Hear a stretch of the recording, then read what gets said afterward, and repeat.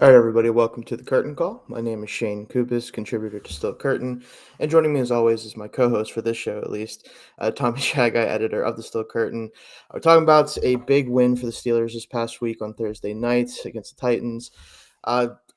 Game that they normally win this way. Again, this is an ugly win, and we're going to talk a lot about that, what that means for this team, some of the things that happened during it, some unfortunate things, and some positive things. We'll talk about that. But Tommy, how you doing today? I'm doing well. Coming off of this win, I don't know how we should be feeling about the Steelers at this We'll point, but talk we'll about get it. there.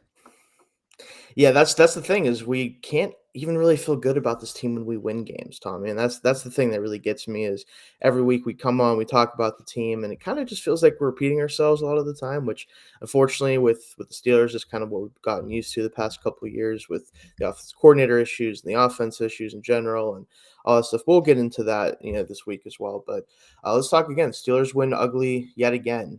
When will this team win in dominant fashion? That's kind of the question that's been swirling in my head for the past couple of years is, when is this team going to just go either whether it's on the road or preferably at home and just beat down a team that they're better than and just kind of set the record straight that this team can win in dominant fashion. I just don't know when we'll see it. I mean, will we see it this year? You hope so. Obviously, there's a lot of games left to do that. We have a game coming up that we'll talk about more on the Still Curtain show that we do on Wednesdays. The Packers coming up, but do you think this is going to happen anytime soon? Yeah, I mean, we're at this point, Shane, we can start counting in years. Yeah, Essentially, it's for the it's last yeah, time we've seen these dominant performances, like the Steelers yeah. are that one team in the league that cannot come into a game and blow teams out. And I think part of it has to do with personnel and execution. The other part has to do with your philosophy, right? Yes. When your philosophy is I'm going to try to win 17-13 type games, play good defense, run the football effectively, and come away with a win. I mean, that model works for the regular season. It's proven for the regular season, at least, because it gets the Steelers into the playoffs. And at the very least, it gets them at that 500 or above record. I just don't think that it's the right philosophy for lasting success. And there's so many things that we can point to. I do think that it starts at the top because when your goal, Shane, is to try to say, I'm going to play mistake-free football and just not turn the ball over. That's not enough. That's not enough in today's league. And you're watching a team like Miami go out there and score like 36 points a game. You have to be able to do more than just say, I'm going to take care of the football. And that's going to be enough to get us the win. Now, the stats show that when the Steelers do take care of the football, they win more often than not. And Pickett has a good record when that's the case, but it comes on the backs of the defense. It's not because the offense is carrying the team. It's because, you're playing mistake-free football and you're doing just enough to squeak by these wins. It's why the Steelers have a negative point differential, minus 30 on the season. And we're only 8 games through. I mean, we're on the pace for like a minus 65 points point differential on the entire year. And the Steelers are already 24th in that department. Like, the collection of their stats show that they're not a good team. And so they're getting the wins. They're 5-3, but they're 29th in points per game, 29th in yards, and 31st in even opponent points allowed. And so the collection of their stats, there's nothing to suggest this is a good team right now, but they're finding ways to win the football games. And that's kind of the issue is it's really hard to have conversations with other Steelers fans or NFL fans or people who are especially I don't want to say it's bad to be a casual fan because obviously be a fan in whatever way you want to be a fan. If you want to say Yeah. the Steelers are the best team in the NFL every week, do that, it's whatever. But I think people who genuinely want to understand the sport and just have a hard time with it, it's really hard to tell someone that a team that's 5-3 is a bad football team. But Mm-hmm. you have to be able to look past the record sometimes in terms of like forecasting future success, not only the season, but moving forward. They are very, very lucky. And I say lucky because I think it's fair to say to be 5-3. And a lot of it is coaching. A lot of it is the way that they go about things. It's the mentality. It's the toughness that they show in these close games. That all is translatable, and it has translated for the past couple of years. But this team ultimately has a long track record of success, and especially Super Bowl success. So we're not going to grade them on the same curve that we would the Jets or even a team like the Jaguars who we lost to who don't have that pedigree, right? Them going 5-3 with the same type of way that we're doing it would be viewed as a positive because it would show growth in their area of being able to maintain their composure and to be tough and all that stuff. That's not the standard here. And Tomlin always says, the standard is the standard. The standard lately has not been what we want it to be, right? And that's what ultimately sucks so much is, this team is 5-3. Yeah, they're probably going to make the playoffs the way things are going. Are they going to be able to compete with a team that actually has the firepower which we've seen against certain teams, even a team like the Texans who aren't in the playoff race currently, but just showed just how much firepower they have last week with CJ Stroud against the Buccaneers. It's going to be hard to catch a team. Like, you have to catch them on a bad day. A lot of the teams that we are worried about, they're not just going to straight up beat. You're going to have to need them to have an off day. You're going to have to play your best game. And it's just tough to ask for that in the playoffs. And we've seen it the past couple of years. It's why we haven't won a playoff game in quite some time.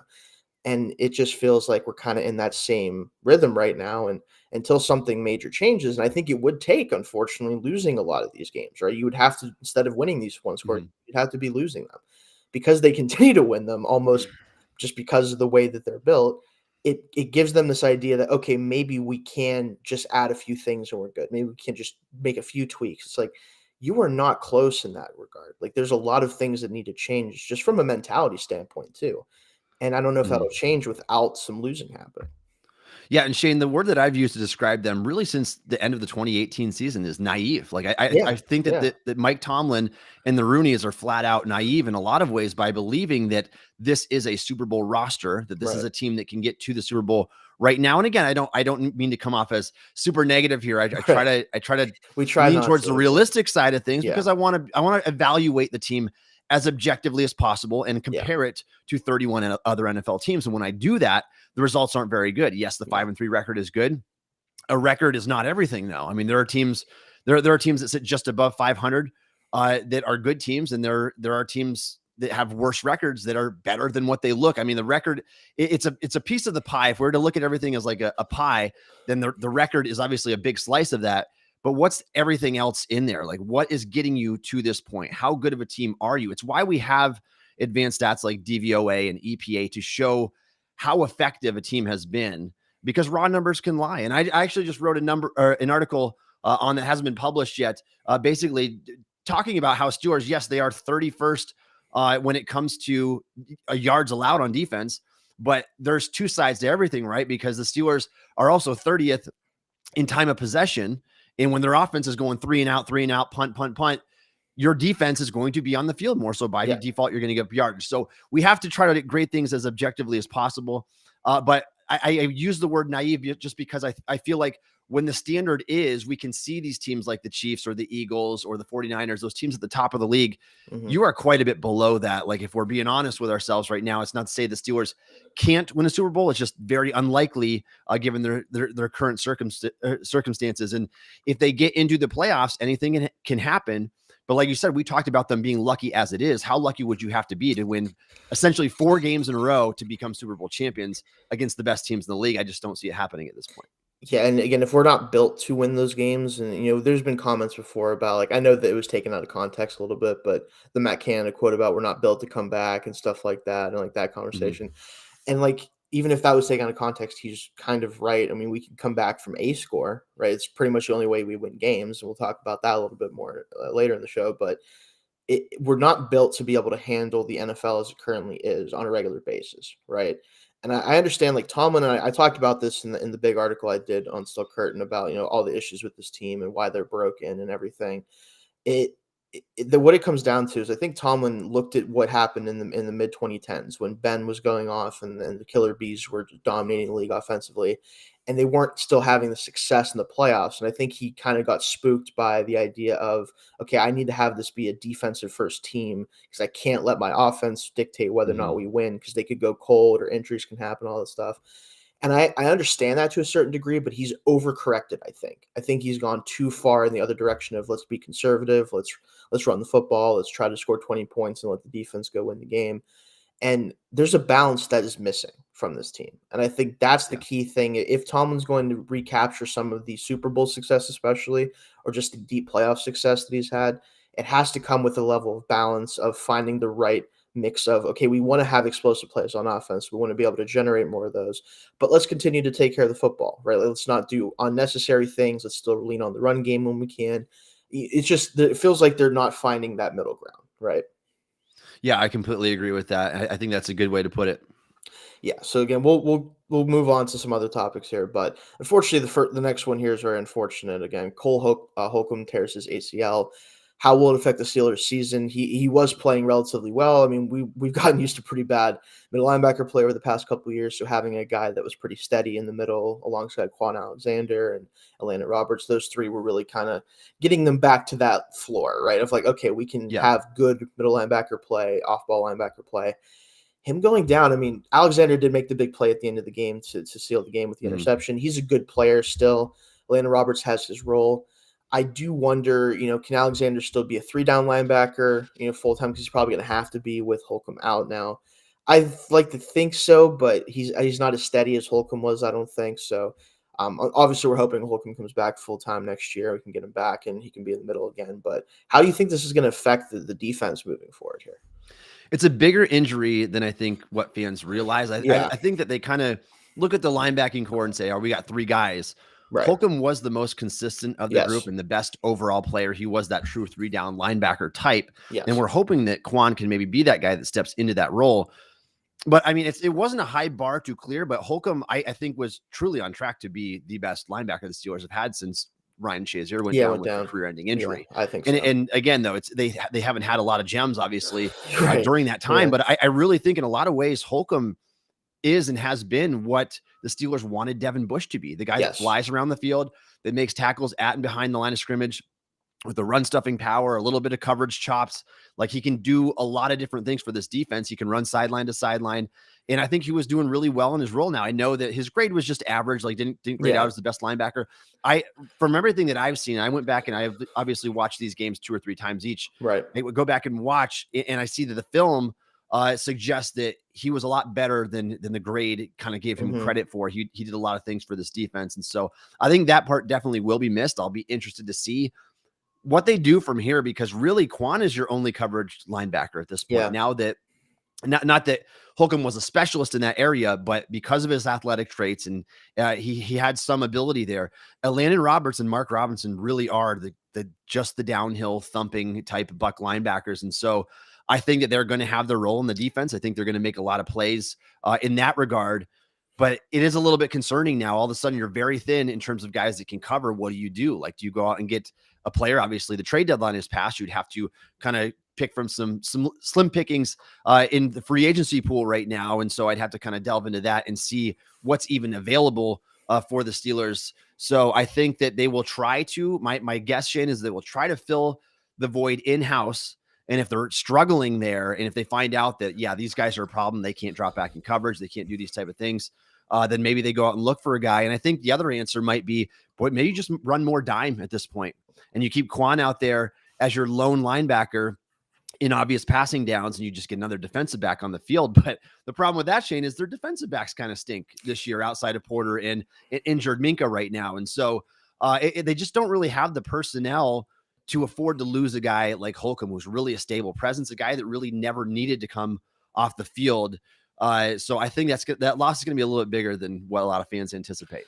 Yeah, I think the main problem here is if Quan doesn't step up and is able to be that 3-down linebacker that Holcomb's been, play most of the snaps. If he's not able to handle that, or God forbid he gets injured as well, like, the linebacker core is not set up to deal with that. And I mean, Landon Roberts is a very good player for what he does.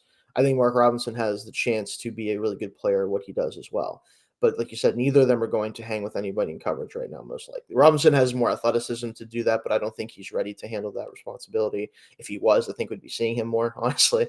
And honestly, I wonder if, especially once Minka's back, does Keanu Neal start to play more legit linebacker? Because he did not look great as a safety, admittedly. I wonder if maybe he could handle those coverage assignments a little bit better, at least better than Mark Robinson or Landon Roberts could, obviously. There's different things they can do, but I think you're right. I think they do it in-house, and then if they absolutely have to, they look on the market. But at least off the top of my head, I can't think of any linebackers on the market that would be any better. They'd probably be on a team if they could cover somebody. It's a tough situation. Obviously, we're hoping Cole comes back, fully healthy next year, and whoever might be his running mate, and we'll see how that plays out the next couple of years. But yeah, it's. I think people, like you said, they're going to be surprised at how much it might affect them if it affects them the way it could. And it's like you said, it's really going to come down to Quan. How does he perform? I like to think he can at least keep a similar level of play in a full-time role, but there's no guarantee. So But moving forward here, so George Pickens, we need to talk about him because a lot of people have a lot to say about him. I did a show last night where there's a lot of conversations about, how much of this is on him, how much of it is on the way he's being used and how he's being portrayed. But we'll get into it. So George Pickens had admittedly a rough week on the field, -1 yards on 5 targets, just the one catch. Could have had another catch, definitely for a touchdown that we'll talk about a little bit too. But some stuff on social media going on, some things during the game. Does his attitude give cause for concern? Is it too early to be concerned about how he's handling certain things in the NFL as now a second-year player? Yeah, look, Shayne, there's a lot of people that no matter what the player does, Yeah. they're going to side with the players. It's Mhm. just part of being a sports It fan is. in It is. general. Admittedly, yeah.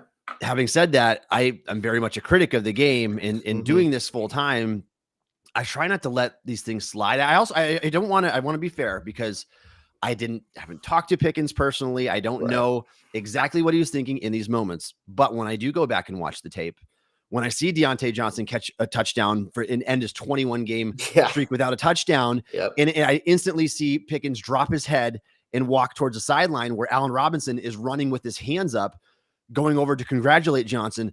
The body language does not check out. It does not meet my standards. And I know that, I mean, Tomlin can deal with it whatever way he wants to deal with it. And I know he knows obviously way more than I do internally about this. He touched on it a little bit in Yeah. his press conference today. But just judging by being on the outside, judging by Pickens' body language, I'm not a fan because at the very least, Shayne, even if he's got good intentions, it's giving off very much the wrong impression. The way that he kind of just slunks his shoulders and hangs his head. And when things aren't going well, he lets you see that vividly on the screen. And I kind of wish he just carried himself a little bit better. That might come with immaturity, being a 22-year-old, whatever. We can say, oh, he's just a kid. These guys are adults still. I mean, and I was criticized a lot, Shayne, when I thought that the Steelers needed to kind of look to ship Chase Claypool away during the offseason, and he gets in a bar fight and has some of these issues that were kind of stemming up to the Steelers going to trade him away. Not obviously the play was part of it as well, Yeah. but I feel like we're starting to see some of these things, some of these little ripple effects. Nothing Antonio Brown like, obviously, but seeing these things happen in the past, it starts off slow and it begins to grow like that, like a Dr. Seuss poem almost. But yeah, at some point you have to say, like, when is enough enough? How much should he be allowed to show on the sideline? How much? I mean, if he goes and makes a cryptic Instagram story that, I mean, clearly looks like his frustration and free me has to do with the game and happened right after the game. So why would we think anything else of what he's thinking there? I want to know your thoughts on this, but that's kind of where I'm coming from. And again, dealing with diva receivers in the past, from Antonio to Claypool, and we hope that Pickens is not going to be the next in line. He's a very talented guy. I'd hate for the Steelers to have to ship him away for half as much as he's worth because he can't keep his head screwed on straight. But what do you think about this? So I think it goes both ways. So I think that the people who say that this is a disaster and that they're already writing him off are obviously overreacting. And I think people who think that Mhm. this is nothing are underreacting. I think Yeah. that the main problem right now that I see, and I think you can go back to the way he was performing when Deontay was out. The offense was struggling, but for the most part, he was dominating his matchups. He was, when given opportunity, he was consistently winning, getting big plays, all that stuff. And he is that alpha type of receiver. That is what he's trying to do. You know that that's what he wants to do. He wants to Mhm. perform. And every receiver is this way. But I think when Deontay came back, he had the big game against the Rams. They both did really well. But Deontay has been the go-to guy since he's been back overall. Like, he's gotten the most targets. He's getting the most consistent separation. And I think we all knew that that was going to be the case once he came back. It's just it's much easier and more consistent to throw Deontay the ball right now. And it's just because of the way they play. It's nothing against, the way Pickens plays. It's nothing against his abilities. But with this offense and how few and far between the chunk plays come even to him and how hard it is to maintain drives, they need to target Deontay to get these 7, 8, 9 yard plays, Mhm. occasionally the 10, 15, 20 yard plays he's been able to make. So I think he's struggling with what is his identity in this offense? What's his role in this offense?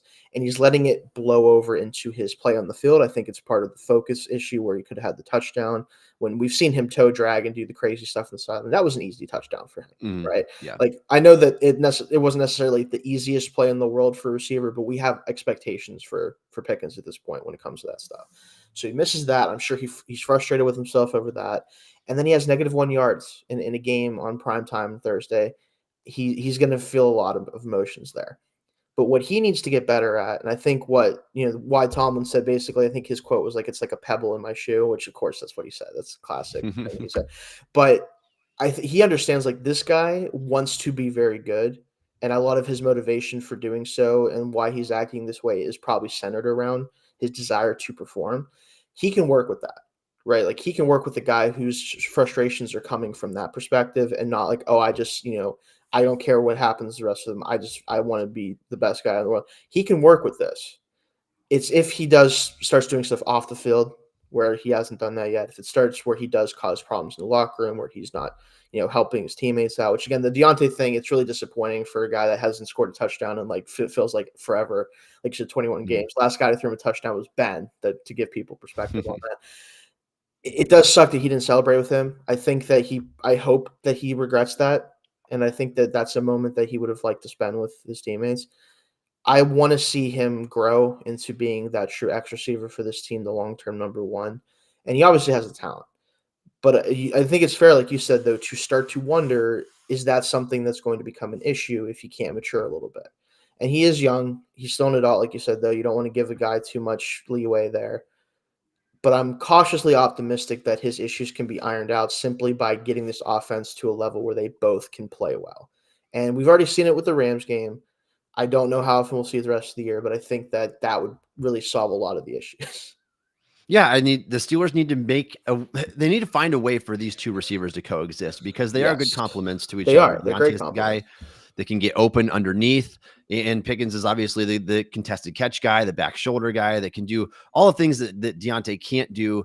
That way, they have to make it work with these guys, and the Steelers. I mean, this is really like the trial run here. Like, is Pickens going to be a guy that you can trust with a second contract? I think that's the question that's on everybody's mind right now. And we don't have to worry about that yet. That's not going to come until the following offseason where the Steelers will probably have to make a choice there. Mm-hmm. But if we're not seeing maybe an attitude change, or if the attitude gets worse from here and it becomes even more vivid that way, then you'll really question how much money should you give this guy if it is about the stats, if it's not about the wins. And again, I don't want to make assumptions here. Pickens could care far more about winning than I'm currently giving him credit for. I just want to see that. I want to see that energy from him. And when his teammates do something positive, like I want to see him like in on the action there. Like it's a team sport. And those are the guys that you want. I know that Hines Ward kind of called him out there, and Hines different type of receiver. I mean, Hines was not the talented guy, but he was all for the team. And he would put his body on the line for the team. And so we just want to see those type of things from him. And I agree with you. We're going to give him some leeway here. But we do need to see, I think things need to kind of improve overall. And the Steelers need to find that right balance between, all right, I'm going to give Deontay 14 targets in a game and Pickens 5 or whatever the case may be. I mean, every team in the league deals with receivers who want the ball. Receivers, in their mind, they're always open and they always need the ball. And so it's the job of the offensive coordinator and the head coach to make sure that you are kind of distributing targets in a way it's going to keep everybody happy. So I think that if the Steelers can find a way to do that, these guys should be able to coexist together. Yeah, I mean, this should be one of the more dynamic duos in the league. And again, the Rams game showed that is possible, where they both had big plays in that game that kind of helped lead them to a win. And honestly, I think one of the major issues is that Matt Canada's offense just can't really support two big receivers at a time usually, and not in between the pass attempt numbers most of the time and the way that they use the passing game. Like, granted, this past game was a situation where, Kenny has the ribs and you wonder if maybe that affected their game plan as far as throwing down the field more, even though they don't do it as much. Yeah, the time of throw was the fastest it's been in Pickett's career, so that's worth noting as well. And I think that was purposeful. So I think you can expect that to get better moving forward as long as Kenny's feeling better. But again, I understand Pickens' frustration. He probably knows, like, man, me and Deontay could be a dynamic duo. Like, it doesn't have to be one or the other. But it might, for the rest of this year at least, and hopefully not in the future, it might have to be that way week to week, right? Like maybe this week Yeah. coming up, he dominates his matchup, or whatever. Because I do think, and this is something Mhm. we'll talk about tomorrow. I assume Alexander's going to get Deontay, because that makes more sense to me from just a matchup standpoint. So he could be dealing with, I forget Yeah. the name of the other corner for them right now for some reason, but he should have an advantageous matchup against the Packers. So we'll see how that goes. But let's talk about something that continues to get more and more publicity every week, because it's the only way that he's able to win games. It feels like half the time. Kenny Pickett adds another game-winning drive to his resume. Can he translate it into better first half success? Because at this point, we all know that fourth quarter Kenny is essentially an entirely different player from first quarter through third quarter for him. And a lot of it is the idea of like, okay, well, you need to make something happen now. They have to be a little bit more aggressive, all that stuff. Do you think that Kenny is one of those players that just needs to get into a rhythm throughout the game, and that's why, part of why the play in the fourth quarter is so much better? Or is it really mostly just a play calling thing or just a mentality thing? Because if it's a mentality Mhm. thing, I would assume all you got to do is just play more of that style of football early in the game, right? Like Canada has to say, all right, let's just run some of this stuff right off the bat, see if we can get some quick scores. And they did start off Mhm. fast in that last game. But what do you think it is with him? Do you think he can actually translate this stuff into better first half success? Yeah, it's hard to put a finger on it exactly. Like if you were to ask me in the first several games of the season, I would have said it's more of a Canada thing. These Yes. last few games, I think it's more of a Pickett thing where you're Right. missing a George Pickens on a cross or you're missing Mhm. Deontay on a comeback route. You sail the ball 5 yards over his head. Like those type of things, you have to make routine plays routinely. If I'm to use Right. a Tomlinism Yeah. myself, Right. Right. and then the other thing is like you look at those game splits, Shane. You can go like on Pro Football Reference, and you can see the Steelers' offense and their passing game in particular in their first half compared to the second half. It's night and day. I mean, you're talking about having like a 67 pass rating that goes all the way up to like a 93, I believe it's Yeah. in the fourth quarter, and so the difference is huge. You have to find a way to get that consistency throughout the game, and I just don't know. I just don't know if it's going to come this year, if at all. And I don't know why it's the case. It's like I said, it's hard to nail down, but this Kenny does seem to be good in the fourth quarter. Like that's the one thing that we know. And this is the problem that bothers me with the game winning drives, though. And I don't want to take anything away from Pickett. Right. Pickett Right. Pickett was clutch in these moments. There's He no was. denying that, and he might have that just kind of that clutch factor to his game. At the same time, in those 7 game winning drives, here's how many points the Steelers defense allowed in those games: Mhm. 16, 17, 10, 13, 10, 17, 10.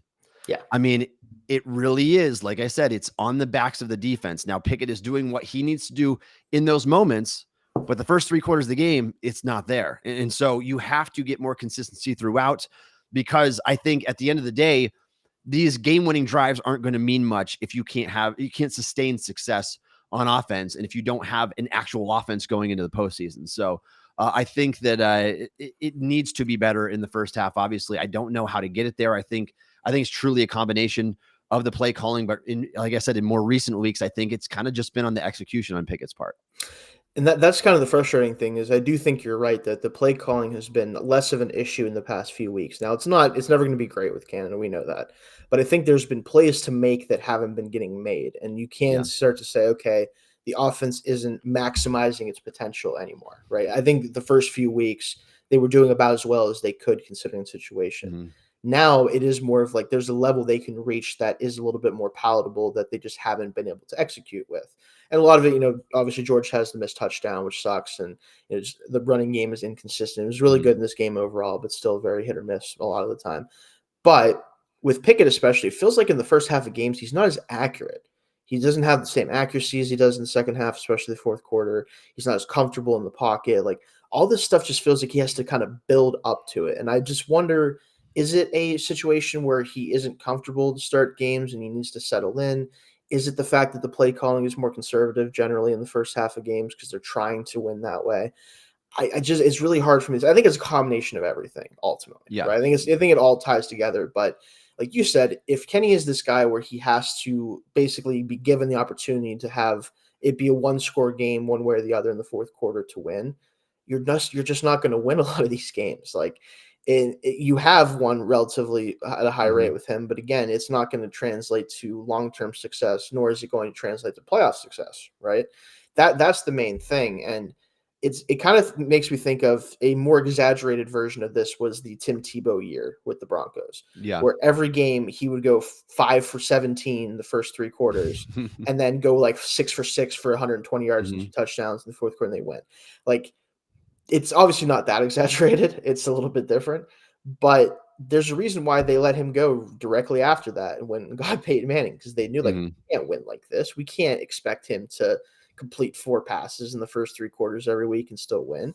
And obviously with Kenny, it's more of a, like, we can't have our defense be the only reason we survive for 3 quarters and then hand the keys off to Kenny again. And it is kind of funny how consistent it is this year, especially where, like, all right, if it's a 1-score game, I can just go to bed. They're going to win probably. Like, that's just how they've done it this year. And it makes my heart want to explode, of course. I'm sure other Steelers fans feel the same way. Like, we just want to be able to breathe at the end of a game that isn't a Mhm. blowout in the opposite way. But that's just how they win. And I like to think the stuff that Kenny does in the fourth quarter is translatable to the first, second, and third quarter because it's just still football. But they have to figure out a way to get him either more comfortable if that's the issue, or if it's a play calling, conservative issue, they need to obviously improve on that in the offseason with whoever they bring in.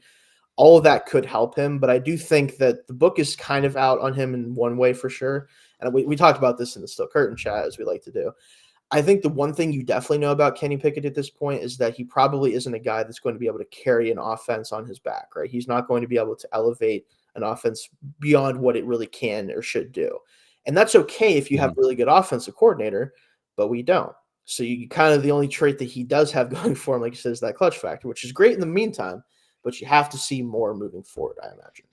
Yeah, and the problem with having a quarterback like that, Shayne, though, is everything else has to be firing on all cylinders. Like, Yes, you've got to exactly. have talent Yeah. across the board. You've got to have a good defense and a good run game. And so you need so many pieces in order for that quarterback to work. Like, if this is the Kenny Pickett that we're going to get for the rest of his career, you legitimately have to question whether it's going to be enough. And I think that Mhm. those thoughts are fair. As when you go and watch this past week on Sunday when CJ Stroud goes off for 470 yards and 5 passing touchdowns. I mean, that as a rookie, halfway through his rookie season, he's got 14 touchdowns and 1 pick. He has more passing touchdowns than Kenny Pickett does in his first year and a half. I mean, you go the week prior in week 8, you watch Will Levis sling the rock 28 times for 4 touchdowns or 29 times for 4 touchdowns and really nice throws. I mean, he's got some wicked, crazy arm talent. And so when Pickett is lacking some of these traits that these other quarterbacks have, it's hard to overcome. Like, if you're just going to be a baseline guy and you know that your offense is capped at a certain point, it's like, how much can you do without the right pieces in place? And so I think the rest of this year is going to be a huge test for him. Like, he's got, in my mind, Shayne, like, how I would operate is, if things don't take a significant step forward, and I don't care if you end up with 10 wins or 12 wins, it, like, if you're still averaging 188 passing yards per game on offense and 1 touchdown per game, like, that is not enough for me. And you're getting 16 points a game, and even that number's inflated because of the 2 defensive scores and the special team score that we saw this year.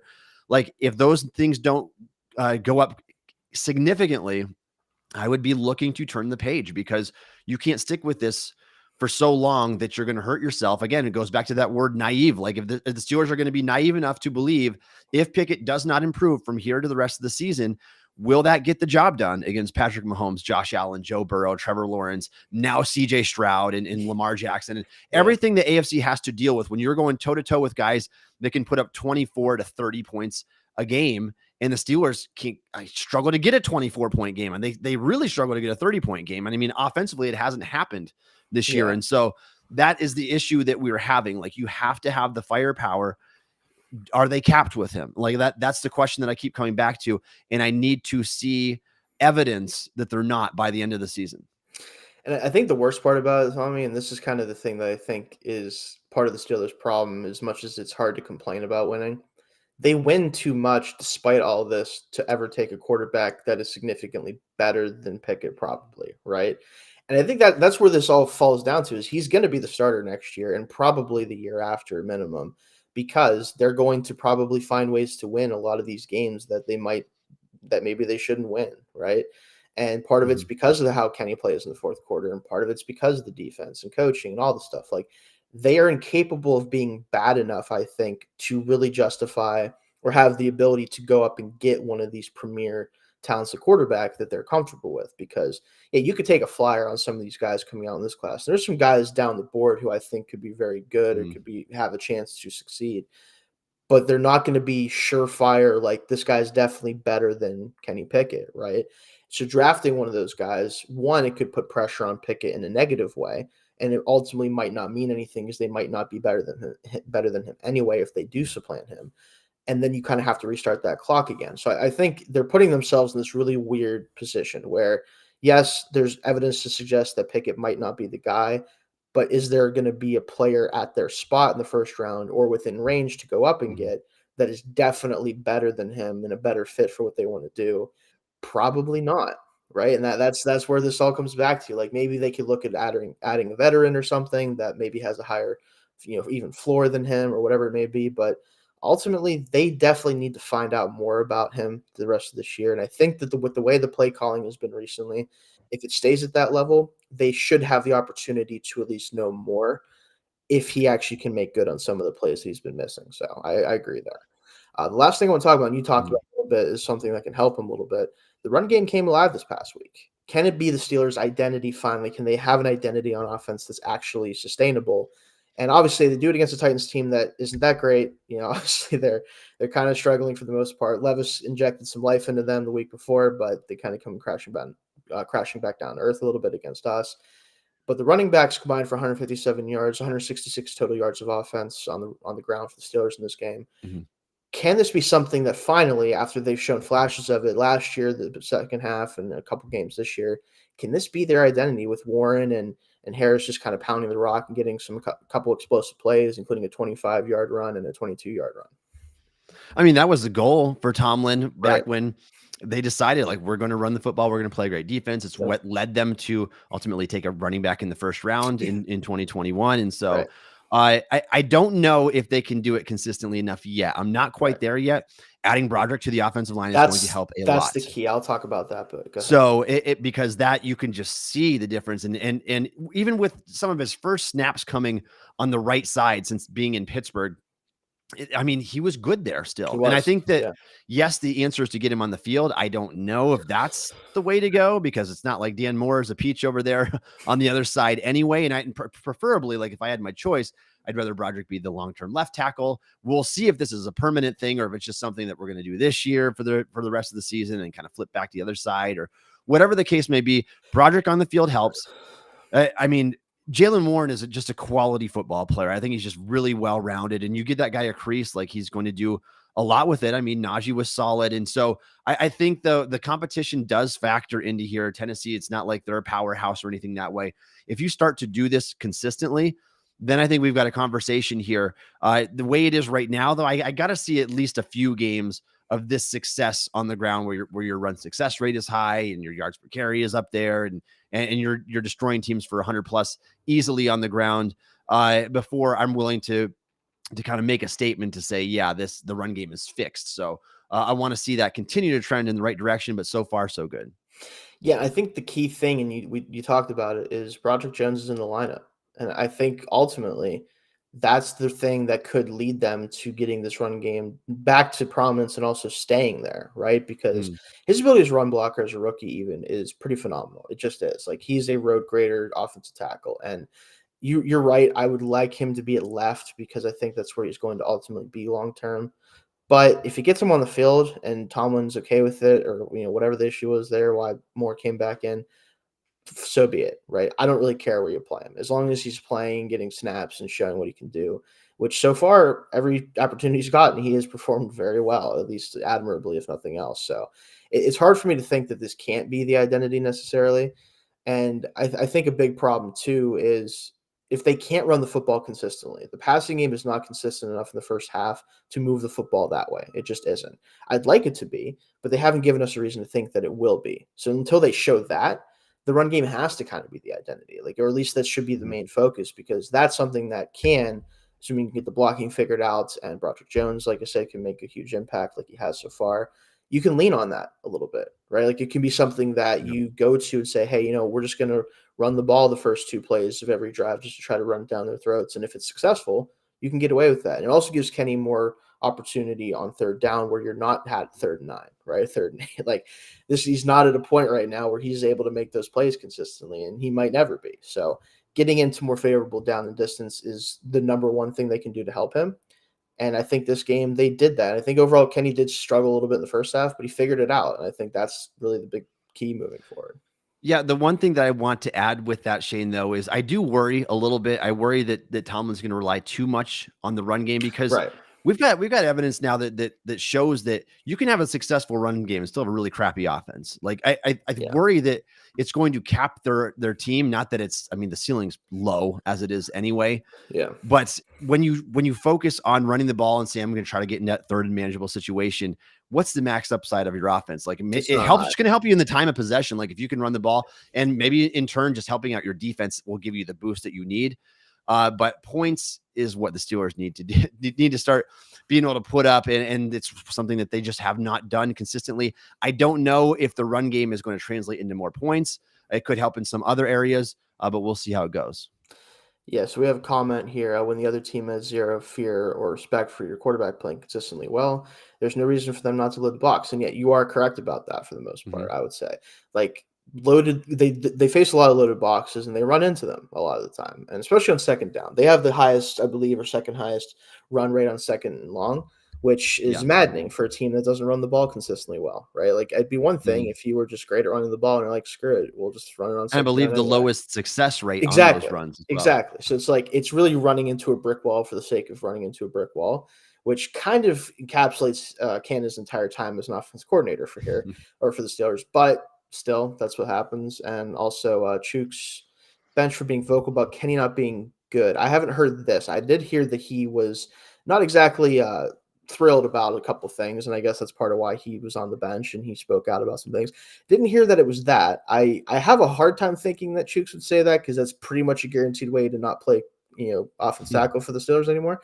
But if that is what it was, then again, that's not something you say to your team. Like that's a bad look. So if that's what he said, Shayne, it just seems bizarre to me that this is how Tomlin finally makes right. the switch. It's never normal. It's not because Broderick is better or more talented than Dan Moore or Chooks. It's because Chooks ends up saying something that Tomlin doesn't like. So it's just, yes, credit the Steelers for finally doing the right thing and getting your 14th overall pick on the field because he's just a better football player.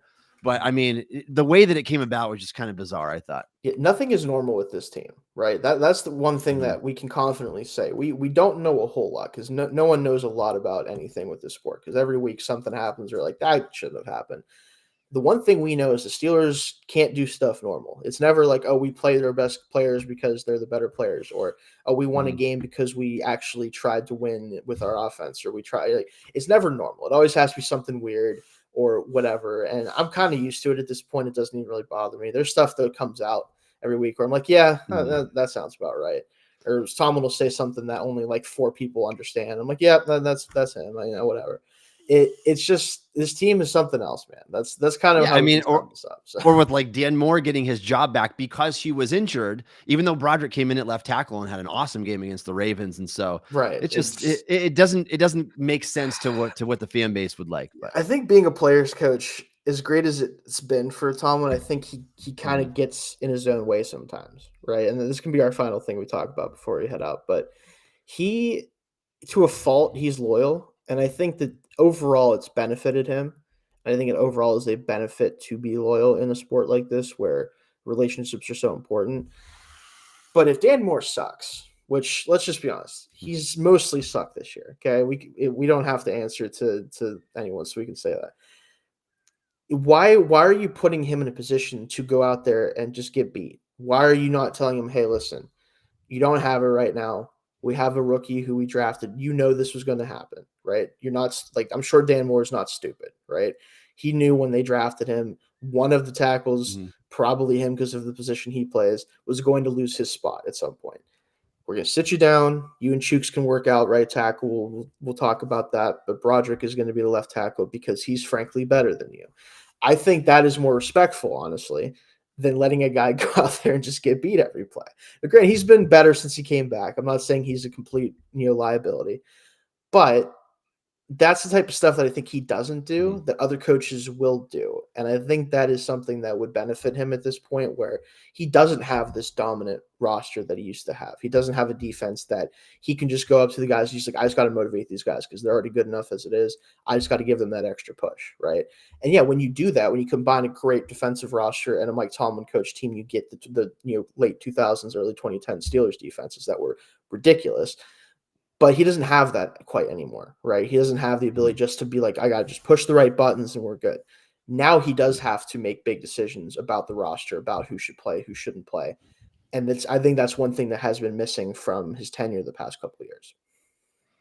Yeah, I agree with that. I mean, it's funny to see how things are panning out the way that they are. But I think that, this is kind of what I've said all along, though, and you and I both. You play the most talented players, and I don't care if you are a player's coach. I don't care what kind of relationship. That Dan Moore and Chooks might be the best guys in the locker room. Levi Wallace might be the best guy in the locker room. Maybe. He's not the best guy in the field. You can't afford to play him in $1 billion business. So, yeah, I will say shout out Levi Wallace for actually having a pretty good game in snaps he got. Maybe he just needs to be maybe that's the key is just have him a limited role instead of being out there all the time. He needs to use all his burst he has left on the 7 or 8 plays he gets in coverage. Right, maybe that's what it is, but.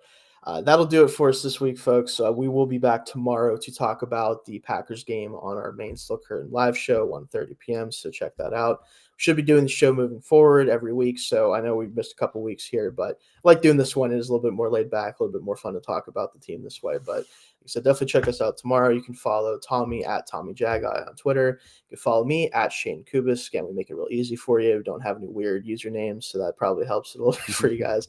Definitely follow us there, especially Tommy. He loves tweeting out different stats that unfortunately will probably make you sad most of the time, but it's still something so you know what's going on with the team. But he said you can check us out there. Be here tomorrow, and we'll see you guys